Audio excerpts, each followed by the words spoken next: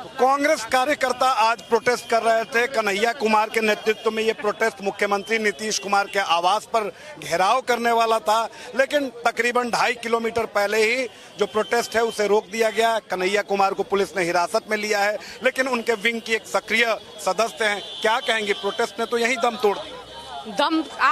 दम कहाँ तोड़ा? आप देख रहे हैं सबकी गिरफ्तारी हुई है, सभी गए हैं गिरफ्तारी देके। दम अब ये सरकार, ये सत्ता पक्ष तोड़ेगी, न कि ये प्रोटेस्ट ऐसे ही चलता रहेगा। जैसा कि आप सुने, राष्ट्रीय अध्यक्ष जो है यूथ कांग्रेस, उन्होंने कहा है कि ये यहीं पे ये यात्रा समाप्त नहीं होने वाली है, इसका पहला पड़ाव है। ये यात्रा लगातार जारी रहेगी जब तक ये सत्ता पक्ष सुनती नहीं है। या तो आप ये सत्ता छोड़िए या कुर्सी छोड़िए, जब तक आप जनता की आवाज को नहीं सुनते हैं तब तक ये हमारी यात्रा चलती है। लंबे समय के बाद हमने भी देखा है कि किसी प्रोटेस्ट में कांग्रेस कार्यकर्ता जगा।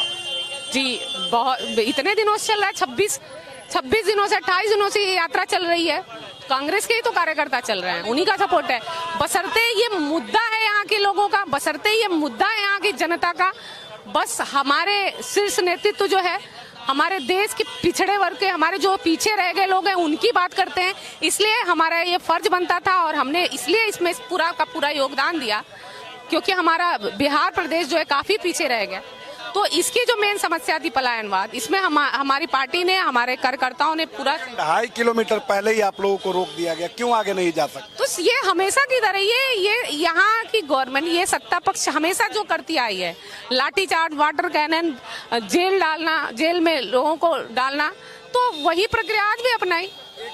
ये लोकतांत्रिक प्रक्रिया में यकीन ही नहीं रखते, ये जो करना जानते हैं वही करेंगे। एक और आरोप कार्यकर्ताओं पे, आपके और नेताओं पे लगता है कि प्रोटेस्ट करते हैं या कोई चुनाव होता है उस समय तो आप लोग बड़े एक्टिव दिखते हैं, फिर उसके बाद कांग्रेस के नेता सो जाते हैं। तो क्या पहली बात कि अगर आपको लगता है कि ये चुनाव की वजह से भी इस मुद्दे को लेकर एक्टिव है, तो कितनी अच्छी बात है कि ये मुद्दा तो कम से कम आया सामने।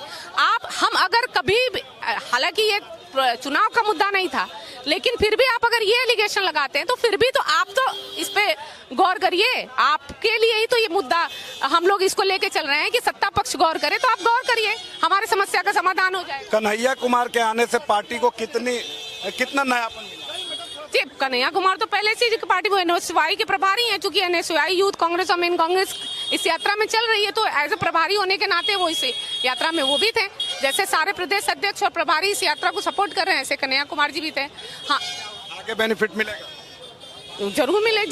हमारे जितने भी नेतागण हैं उन वो और हमारी पार्टी जो सपोर्ट कर रही है हमारे पिछले वर्ग की, मैंने कहा कि हमारे जो शीर्ष नेतृत्व तो राहुल गांधी जी जो हमारे पिछले लोगों की बात कर रहे हैं, तो जो भी उनकी बातें उठाता है, जो भी उनकी बातें रखता है, चाहे वो हमारी पार्टी को, किसी पार्टी या कोई भी सदस्य हो, कोई भी नेता हो, वो उठाना चाहिए भी और आगे भी। तो ये समाज के लिए और पार्टी के लिए, सभी के लिए अच्छा है। बहुत बहुत धन्यवाद। तो कांग्रेस यूथ विंग की ये नेत्री थी और इनका कहना है कि कांग्रेस बिल्कुल बदल चुकी है और इसका फायदा चुनाव में मिलेगा। अभिषेक के साथ रितेश मिश्रा, इंडिया न्यूज, पटना।